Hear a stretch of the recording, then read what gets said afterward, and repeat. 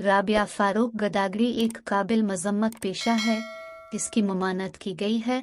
अब इस पेशे में नई जिद्दतें पैदा की गई हैं। मैं आपको अपनी ज़िंदगी के 2 सच्चे वाक़यात से आगाह करती हूँ, शायद अब किसी के आगे बेवकूफ़ बनने से बच जाएं।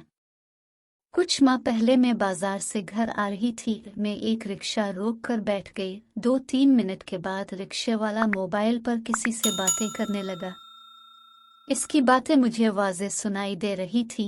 वो कह रहा था, यार मैं बहुत सख्त परेशान हूँ। बेटी के जिगर का ऑपरेशन है, मुल्तान में पैसा कम पड़ रहा है, सबसे महंगा है, लेकिन कोई नहीं दे रहा। बेटे ने अपनी मोटरसाइकिल बेच दी है, लेकिन फिर भी पैसे पूरे नहीं हो रहे। ये सुनकर मेरे दिल में रहम के जज्बात गालिब आ गए। जब रिक्शा रुका तो मैंने किराए के अलावा 200 रुपये मजीद दे दिए। घर आकर मैं मुतमईन थी कि आज बड़ा नेकी का काम किया। इस वाक़ये के तकरीबन 2.5 माह बाद की बात है कि इत्तेफाकना फिर वही रिक्शे वाला मुझे नज़र आया। इस बार भी मैं बाजार से घर आ रही थी। मैं इसी रिक्शे में बैठ गई। मैंने इसे पहचान लिया था, लेकिन वो मुझे नहीं पहचान सका।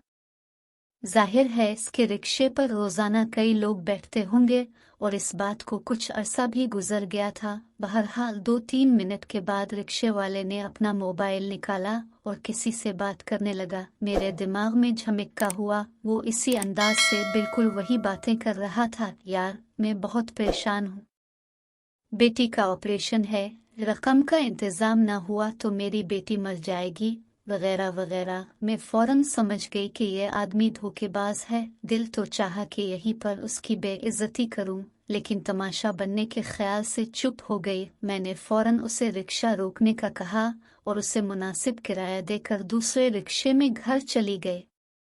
एक और वाकया सुनिए। बकर ईद के मौके पर जब हमारा बकरा ज़बह हो गया तो उम्मी ने सारा गोश्त एक बड़े थाल में रखवा दिया। जो मानने वाले आते मेरी माँ उनको थाल से गोश्त उठाकर दे देती। मैं भी उम्मी की मदद कर रही थी।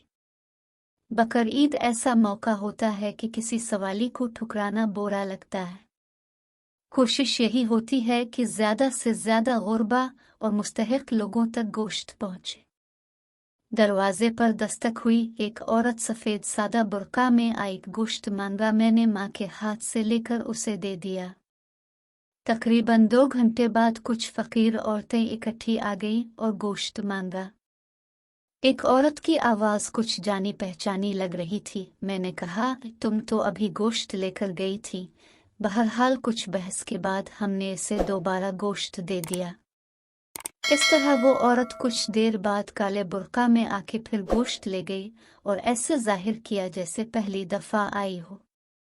गोश्त तो था ही उन लोगों के लिए, लेकिन एक ही घर से कई बार गोश्त ले जाना दुरुस्त नहीं लगता। ये इज़ाफ़ी गोश्त किसी और ज़रूरतमंद के काम आ जाता। सदका खैरात और माल खर्च करने से इनकार नहीं, लेकिन अगर कोशिश करके ये इत्मीनान कर लिया जाए कि सवाली वाकई ज़रूरतमंद है या नहीं, उसकी मदद करने से खुशी भी होगी और सवाब भी मिलेगा।